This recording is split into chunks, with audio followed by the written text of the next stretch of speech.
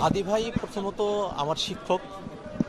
আমি বিশ্ববিদ্যালয়ে কোচিং করার সময়টাতে তিনি আমাকে পড়িয়েছেন। বিশ্ববিদ্যালয় জীবনে আন্দোলন সংগ্রামের সাথী হিসেবে আমরা একসাথে ফিলিস্তিনের মুক্তির জন্য আন্দোলন করেছি।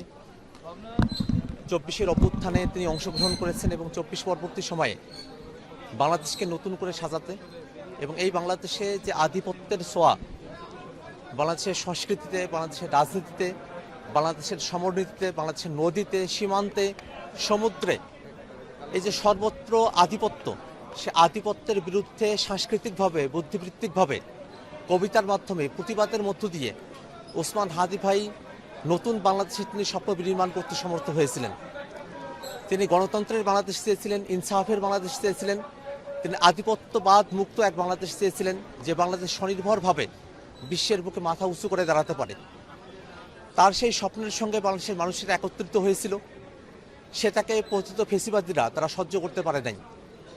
তারা বাংলাদেশ থেকে পালিয়ে গেছে, কিন্তু সেই ভারতের মাটিতে বসেই তারা ওসমান হাদি ভাইকে খুন করার পরিকল্পনা করেছে এবং বাংলাদেশে তারা একটা চক্রের মধ্য দিয়ে ওসমান হাদি ভাইকে সরাসরি গুলি নিক্ষেপ করেছে।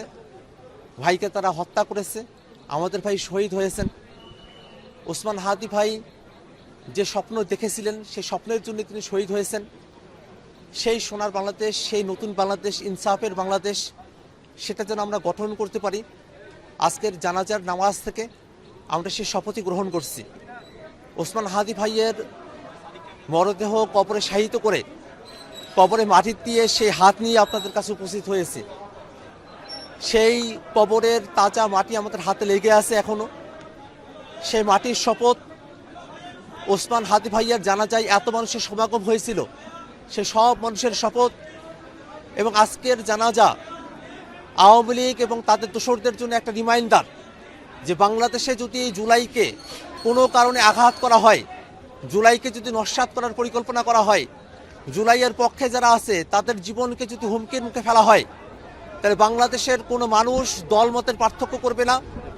বাংলাদেশের সকল দলের মানুষ, ফেসিবাদ বিরোধী সকল মানুষ, সকল ছাত্র সংগঠন, আপামর জনতা, তারা সকলে একযোগে তারা রাজপথে নেমে আসবে। আজকের জানাজার মধ্য দিয়ে সেটা আবারও প্রমাণিত হয়েছে। আজকে জুলাই আমাদের কাছে আবারও ধরা দিয়েছে। আমরা আল্লাহর কাছে দোয়া করি, আল্লাহ রাব্বুল আলামিন যেন ওসমান হাদি ভাইকে কবুল করেন এবং ওসমান হাদি ভাই যে জুলাইয়ের বাংলাদেশের স্বপ্ন দেখতেন, ইনসাফের বাংলাদেশের স্বপ্ন দেখতেন, সেই জুলাইকে যেন আমরা হাদি ভাইয়ের শাহাদাতের মধ্য দিয়ে পরিপূর্ণ করতে পারি, এই দোয়াই আল্লাহ রাব্বুল আলামিনের কাছে আমরা করতে চাই। ওসমান হাদি ভাইকে যারা হত্যা করেছে, এটা শুধু একজন দুইজন ব্যক্তি নয়, এটা একটা গ্রুপ, একটা চক্র। তারা দেশের ভিতরে থেকে, দেশের বাইরে থেকে এই ষড়যন্ত্র করেছে এবং গুলি তারা করতে সক্ষম হয়েছে। তারা এখনো পর্যন্ত ধরাছোঁয়ার বাইরে আছে। আমরা অন্তর্বর্তীকালীন সরকারের কাছে আহ্বান জানাবো, খুবই দ্রুত সময়ের মধ্যে ওসমান হাদি ভাইকে যারা গুলি করেছে তাদেরকে খুঁজে বের করে গ্রেফতার করতে হবে। তারা যদি ভারতে পালিয়ে থাকে, তারা ভারত থেকে তাদেরকে ধরে নিয়ে আসতে হবে।